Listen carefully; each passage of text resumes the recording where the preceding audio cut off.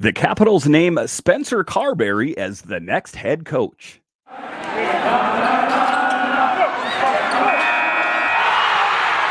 Your Locked On Capitals, your daily podcast on the Washington Capitals. Part of the Locked On Podcast Network, your team every day.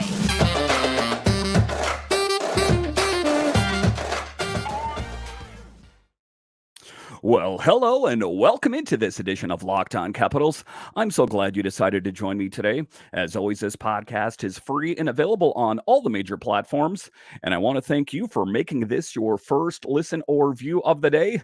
Yes, this podcast is also available in video form, so head on over to YouTube and check it out. My name is Dan Holme. You can find me on Twitter. It's at DanCaps218.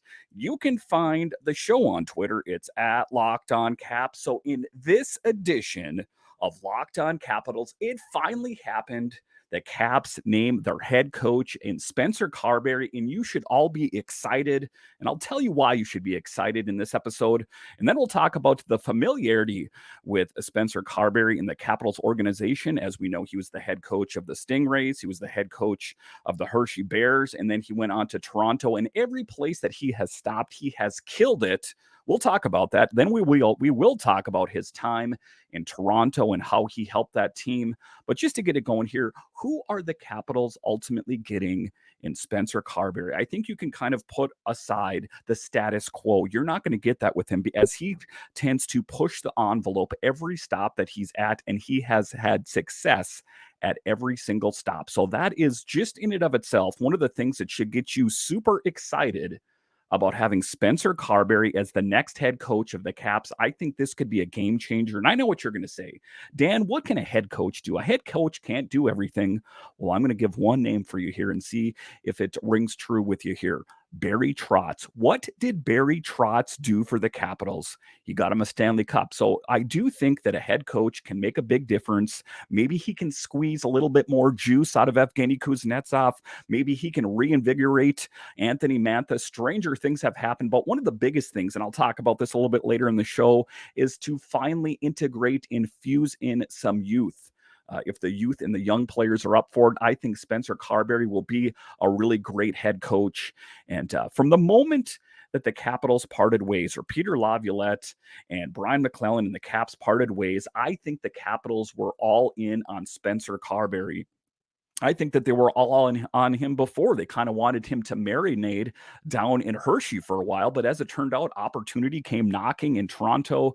And as it turned out, it was probably the best thing that ever happened to Spencer Carbery, as it kind of, solidified ultimately who he is. He wasn't just this flash in the pan. He wasn't just this AHL coach or ECHL coach. He was a guy that was killing it as an assistant coach for the Toronto Maple Leafs, generally in charge of their power play, number 2 in all of the NHL. That is quite an accolade considering the Capitals and how their power play was last year. So things can only get better. And as the weeks go on and the days go on, I'll talk about his staff and who he's putting in place as some of the assistants. But for right now, as a Caps fan, I am beyond excited about the possibilities of how much a game changer Spencer Carbery can be for this team. And if you're a fan of this team and kind of were a little down in the dumps after they lost and, they didn't make it to the playoffs, this should get you excited. Like I talked about, the Caps and Peter LAvilette parted ways on April 14th. A day after the team saw its 8-year playoff streak come to an end, the organization turned its full attention to Carbery. And, they did interview Jeff Halpern. They did interview some other different potential head coaches out there. Why did they do that? A lot of people are saying, well, if they were all in on Spencer Carbery, then how come you heard all this talk about the Caps interviewing all these different coaches? Well, because they were all in on Spencer Carbery, but was Spencer Carbery all in on the Capitals? It was a bit of a tightrope for the Capitals to walk. And if you think about it, this is kind of an earth-shaking. This is breaking the status quo of what the Caps and, generally the NHL does. They gave Spencer Carbery a 4-year deal, a first-time NHL coach a 4-year deal. And you're saying to yourself, why did that happen? Why did the Caps give an unproven commodity, to a certain extent, a 4-year deal is because they saw Nashville would had their heat-seeking missile aimed on Spencer Carbery, and I think that Brian Maclellan and the Caps got a whiff of it, and they said, "Enough! We're putting this to rest." They're going to push it over past whatever offer Nashville was putting in his direction, and they offered him a 4-year deal. And I haven't heard of how much money he is going to be making, but I think that the 4-year deal, Spencer Carbery, I think ultimately was all in on the Caps anyway. But when he heard they were going to go all in and give him a 4-year deal, that was it. So that was kind of the deal with Nashville. Burnett was their number 2. But I think that ultimately Barry Trotz and the Predators were all in on Spencer Carbery. They didn't get their guy. The Capitals did, and that feels pretty good. Carbery, meantime, met with the Rangers, Ducks, and the Predators. As Tarek El-Bashir said here, per league source, the deal is for 4 years. Lavi signed a 3-year deal. Let that sink in. Peter LAvilette, one of the winningest all-time U.S.-born coaches, got a 3-year deal with the Capitals. Spencer Carbery got a 4-year deal. Another thing to kind of add to this whole thing is Alex Ovechkin is only under contract for 3 more years. So the magnitude of this is actually quite a big deal if you think about it. This isn't just like a 4 years. It is a pretty big deal. It's believed, like I said, that Nashville was closing in on him. When the Caps got wind of that, that is when Brian Maclellan slammed the door and said, "Spencer Carbery, you're coming with us. You don't even need to listen to them talk anymore. You are going to be the head coach of this team." The Caps parted ways with former Peter LAvilette. LAvilette coached the Capitals to 115, 78, and 27 over 3 seasons. Washington finished the 22-23 season 35, 37, and 10. Its most losses since the 2006-2007 season. So change was afoot. Its most losses since 06-07. Things had to change. Is the head coach going to be the only change? Of course not. I do believe there is going to be other big changes. And it's interesting, and I hate to beat a dead horse, but they're talking about other big changes. We've heard Kuzi, we've heard Mantha, we've heard all these different things. And then I hear Stephen Wino on the Daily Faceoff talking about the Caps potentially trading Tom Wilson to the Toronto Maple Leafs. It's not just me saying it. And just for, context here, Stephen Wino is a writer for the AP. The Associated Press has covered this team for a long time. Just to kind of say the changes that are going on. Spencer Carbery was just one of the big things that's going to happen this offseason. I really hope that Tom Wilson stays here. But just to kind of say, to talk about and exemplify how big the changes could potentially get for this season, this Spencer Carbery thing was huge. A 4-year deal to a first-time NHL coach. I think things are going to get really shook up here. Talking about that, Carbery was general manager Brian Maclellan's number 1 target from the outset of his search. League sources told Tarek El-Bashir in The Athletic, the reason it took so long is that the team wanted 100% sure in their decision. And it wasn't just 100% sure for the Capitals. It was 100% sure for Spencer Carbery. We wanted both sides all in. And let's face it, a GM doesn't get a whole lot of opportunities to name a next head coach. He saw what luck he had, with the previous head coaches that he employed. You take a look at Peter LAvilette. You take a look at Reardon. You take a look at Trotz. And, you could say that Reardon and Peter LAvilette here, probably weren't, really good signings at the end of the day. Reardon, I never know why they did that. And you take a look at Peter LAvilette at the end of the day, I don't know. You could say it was a good decision or a bad decision. I guess we can agree to disagree here. But I think that it's not only that. I think that Mac is all in on hiring the right coach. That is why he went out and vetted these other coaches. That is why he went out and interviewed Halpern amongst other head coaches potentially out there. So I think that both sides are mutually all in on this. This is, Carbery and the Caps all in on success. And as Caps fans, like I said, you should be most excited. We are extremely pleased to name Spencer Carbery as our next head coach. Max said, Spencer is one of the best young coaches in the game who's had success at every level he's coached.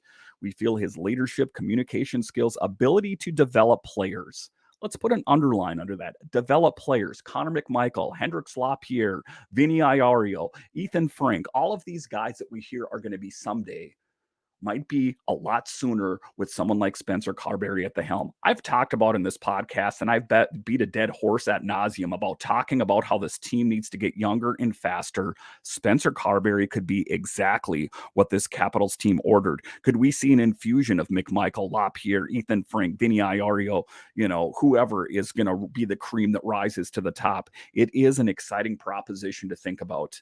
And that is what, the magnitude of this kind of, signing of a contract of Spencer Carbery means here.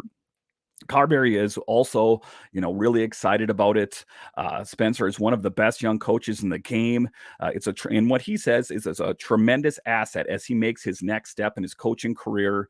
And then Spencer Carbery goes on to say it's a tremendous honor and privilege to be named the head coach of the Caps. Carbery has head coaching experience in addition with the Maple Leafs, Bears, and Stingrays. Carbery served as head coach of the Saginaw Spirit. So the reason I'm bringing this up is some people are saying, well, why are you signing a coach that has zero head coaching experience? He has zero NHL head coaching experience. He has plenty of head coaching experience. This will be the first time at the NHL rank. But the thing that's got me most excited about it, as he has killed it at every single level that he's been at. When he was the head coach of the Stingrays, when he was the head coach of the Bears, destroyed it. Just a really great coach. And I'm really excited about the proposition and the potential of what this means for the Caps going forward. A big day for the Caps. I'm excited to see who ultimately they name as some of the assistant coaches, that kind of thing going forward. I don't know how soon that's going to happen, but it's going to be a change from LAViolette. It's going to be a change from Blaine Forsyth. So that is what has me the most excited, and not squandering these last 3 years of Alex Ovechkin, because there was a feeling for a while for me, is this team going to tank until Ovi hangs up the skates and then we're going to do something? This is kind of just a litmus test showing that Brian Maclellan is all in right now for this team being competitive next season. So it is going to be interesting to see in training camps, as we make our way towards next season. I know that's only May here, coming up on June here, that there's quite a bit of time between now and the start of the season, but this was a first really great step. What's the next great step is the draft. What's after that? Free agency. I think it's going to be a crescendo here, just building up as we start the next season. So far, the big move for Brian Maclellan so far is naming Spencer Carbery the next head coach. I love it. As Caps fans, you should love it as well. All right, so after the break here, we will talk about his time in Toronto.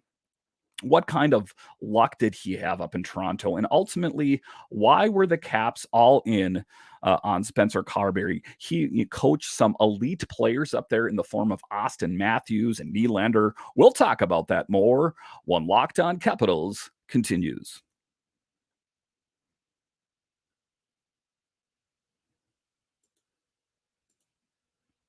Make a fast break to FanDuel during the NBA playoffs, because right now new customers can get a no sweat first bet up to $2,500. That's $2,500 back in bonus bets if your first bet doesn't win. So, one of the things about watching the NBA playoffs is, even if you're not excited about it, if you have a little money on the game, that's what makes it that much more exciting. There's no better place to place a bet on all the playoff action than America's #1 sports book. Visit FanDuel.com/lockedon and get a no sweat first bet up to $2,500. That's FanDuel.com/lockedon. FanDuel, official sports betting partner of the NBA.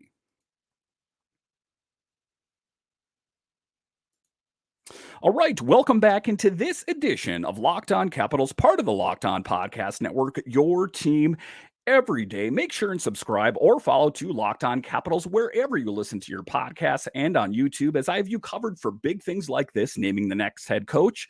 I will have big events like the draft and free agency and big guests on. John Walton will be on this summer, amongst many other big guests. So make sure and subscribe or follow Locked On Capitals wherever you get your podcasts, and on YouTube.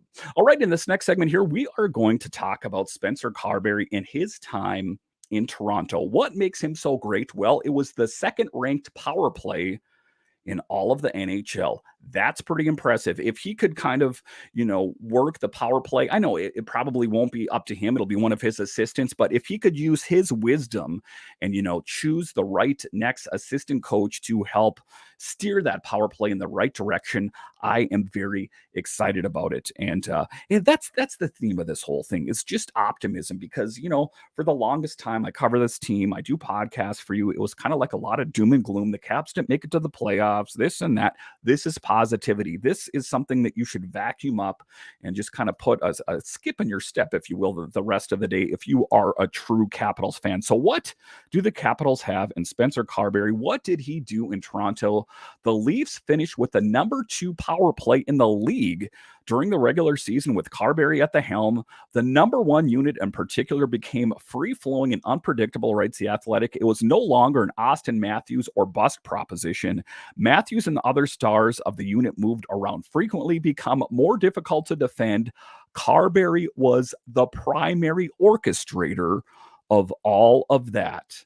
That's what we're getting here, coming here. This guy was sought out by a lot of different teams, and he chose to come to the Caps. It's not like, the Caps were the only ones that were in on Spencer Carbery. There were a lot of different teams that wanted him. And the fact that he chose to come here, Caps fans should be honored. With him at the helm, the unit led by John Tavares, Auston Matthews, and Mitch Marner captured 2 first and second in their last 2 seasons, respectively. So just taking a look at what he did in Toronto, and let's just face it, Toronto is a bit of a pressure cooker. It's not a bit of a pressure cooker. It is a pressure cooker. So it doesn't matter if the Maple Leafs are good. If they're bad, people love the Maple Leafs if they're from Toronto. The fact that they haven't won a Stanley Cup in a while, well, that's, a conversation for a different time, potentially on a different podcast, maybe Locked On Maple Leafs. Check that out if you want to talk about that. But what he was able to do with the power play, that was his thing. That was his baby when he was in Toronto. So for him to be number 2 in all of the NHL, that is a big deal. And when you take a look at the Maple Leafs, the thing that's always kind of interested me about that team is they never really get, to meet their objective. They don't win a Stanley Cup, but that is pretty much, just a dream team on ice. If you take a look at it, Auston Matthews, you take a look at John Tavares, Mitch Marner. It's just the players that are out there are top notch. I guess if I was going to summarize what's wrong with that Maple Leafs team, it seems that their Achilles heel year in and year out is, guess what? The net minding department. And they have a former Capital in the form of Ilya Samsonov. That isn't the only problem there, as we know that there is a lot of change going on in Toronto right now. But as far as what Spencer Carbery did for that team, for him to steer, elite talent in Auston Matthews and Mitch Marner and John Tavares, if he can get elite level players, some would say the best in all of the NHL, what is he going to be able to do with the likes of, Alex Ovechkin? What is he going to be able to do with a Tom Wilson? What is he going to be able to do with a Dylan Strome, Kuznetsov? Yes, I think to a certain extent he is going to be able to shake up a Kuznetsov. Maybe he will have a bit of chemistry with Kuznetsov, and we can see a Kuznetsov that we saw a couple of years ago who was in the top 3 in goals. I do think it's possible. And just taking a look at a snapshot on what he did in Toronto, there is reason to be optimistic that he can do that same thing here. This isn't the recycle bin that we've seen before. This isn't having Peter LAvilette as the head coach. This isn't having Barry Trotz as the next head coach of the team. This isn't, just the recycle, this guy gets fired from this team and gets hired on this team. This is Spencer Carbery's first break at being a head coach, and I think he has a lot to prove, and he has not let anyone down the entire time. You take a look at what he did in Carolina. You take a look at what he did in Hershey. You take a look at what he did in Toronto. Why would we believe that he wouldn't be able to do something like that in the nation's capital, in DC, with elite talent like Alex Ovechkin, just some elite goal scoring there. Dylan Strome, you take a look at Kuznetsov, Baxter, maybe we could see a resurgence from him out there. So there is reason to be optimistic with Spencer Carbery on this team to just really kind of dial it in. And I do like, what he did in Toronto. Of course, I followed from afar because I kind of saw what was happening too. I know that they were positioning Spencer Carbery to be the next head coach but it didn't work out. And he had that great opportunity in Toronto. That's why they kind of just were kind of hiding him almost in the AHL. And he's like, no, I'm not content. I love the Capitals organization, but I'm going to break through and I'm going to prove myself in the NHL. And he did it with the Toronto Maple Leafs. So if he can do that on the Caps, that is going to be a big thing. You take a team that had their worst year in a long time last year to maybe potentially making it to the playoffs. It is an ambitious goal. But I do think that someone like Spencer Carbery is up for the task. If he can do, just a fraction of what he did in Toronto, in DC, if he can do a fraction of what he did in Carolina and in Hershey on the big team, then there's a reason to be excited. Sometimes it just takes a different set of eyes looking at the situation. You take a look at Peter LAvilette, and I don't want to say anything too disparaging about him, but he's an older coach. He's stuck in his ways. He's had various success around in his career around the NHL, particularly in Carolina, but as of late, he hasn't, and I'm sure he'll land on his feet. But ultimately, as we, make our ways further and further away from Peter LAvilette in last season, this is a clean break, and this is exactly what the Capitals needed, is Spencer Carbery, and this is an exciting day for the Caps organization. All right, so coming up here, we will talk about his familiarity with the organization and the youth that is down in Hershey. What can Spencer Carbery do with the potential of an Ethan Frank? What can he do with a Connor McMichael, a Hendrix LaPierre, a Vinny Iario? Is this going to be the season that we finally see this team get younger and faster? We'll talk about that coming up.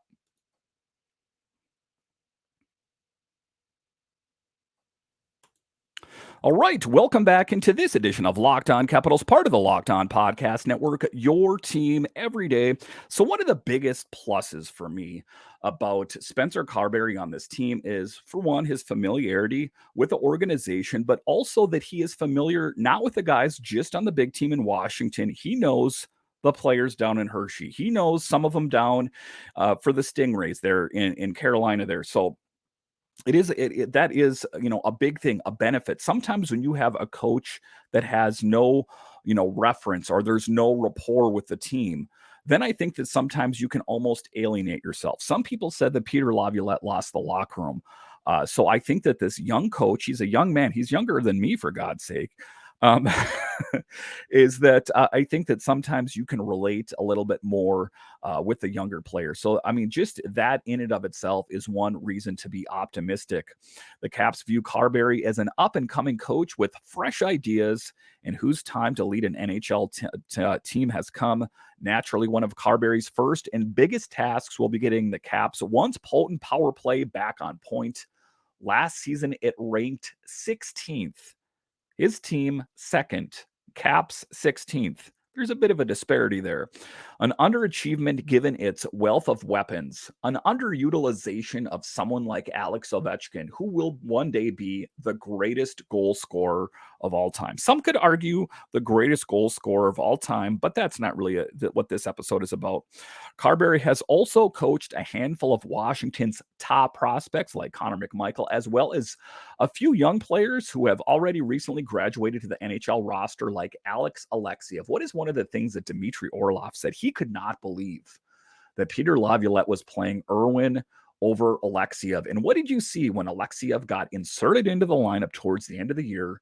He played rather well. What was it? What was the reluctance of Peter LAvilette not wanting to play some of the young players? And I know his argument was, I played a lot of the young players in Nashville. Touche, I hear that.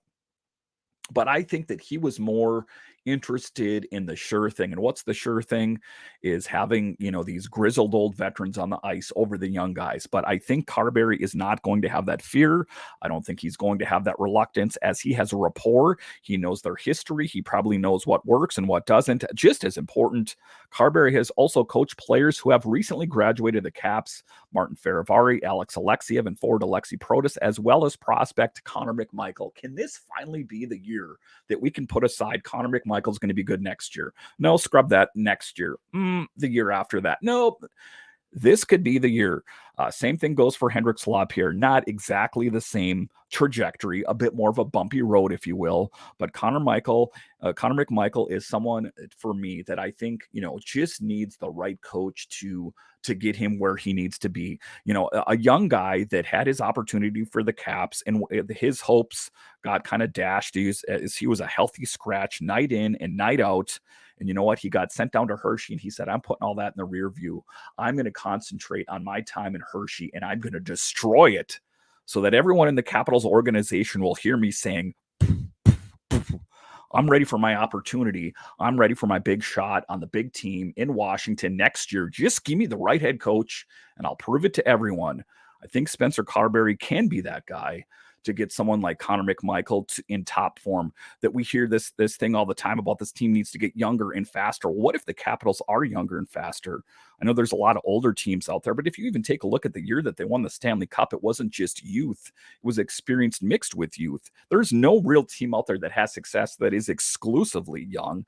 I guess you could take a look at Buffalo, for example, but they're watching the playoffs on the couch just like everyone else is. So it is a fine line between experience and inexperience. And if you can pepper in Connor McMichael, Hendricks LaPierre, Ethan Frank, Vinny Iorio, whoever it happens to be that destroys it in summer camps and preseason, then I think that it's someone like Spencer Carbery that says, I know how to do this. I'm not an old dog that cannot be trained. You can teach this older dog new tricks, and he's not even that old. So the potential of him being able to make changes and not be stuck in old systems that worked for him for years ago, I think is that much greater for someone like Spencer Carbery. So that is an exciting thing for me. And I think probably one of the things that ultimately cemented him, his job here in Washington, is that they know what they're getting in him. They saw what he did in the ECHL. They saw what he did in the AHL. So they're going to give him his opportunity. Mac is putting all his cards and chips in and saying, my job's on the line. I'm all in on this. I'm signing off on this player, on this head coach. And I think as Caps fans, you should as well, because I do think that he could be the secret ingredient that could really help catapult this Caps team over the top. All right, I want to thank you for joining me on this edition of Locked On Capitals. Are you an everydayer of Locked On Capitals? I would sure love to hear from you. Hit me up on Twitter at DanCaps218 or at Locked On Caps and say, hey, Dan, I'm an everydayer. I'll give you a shout out on Friday's show. Also, we have Caps Fan Friday. I have another guest lined up for this Friday. And would you like to talk Caps with me on this very podcast? You can do it. And let me tell you something. You don't need to have a studio set up. I've heard some people, say, I would love to join you on the show, but I don't have a studio. Do you have a smartphone? Of course you do. Everyone in 2023, except for the really old people, have a smartphone. That would work just fine. A 10-minute segment, I would talk to you about your thoughts on the Capitals. You know my thoughts. I would love to hear your thoughts as well. So come join me on Caps Fan Friday. Shoot me a DM at DanCaps218 or at Locked On Caps, or just at me on Twitter and say, hey, Dan, I'd like to join you on the show. It would be so much fun. When you're done listening to this podcast, make sure and head over to Locked On NHL, as they have you covered through the Stanley Cup Monday through Friday. And then also, if you are a fan of DC sports, we've got you covered. We got Locked On Nationals, Commanders, and Wizards. So Locked On Capitals has got you covered for all DC sports. Make sure and check out those shows after this one. All right, once again, I want to thank you for joining me on this edition of Locked On Capitals, where it is your team every day. My name is Dan Holme, and I'll talk to you again next time.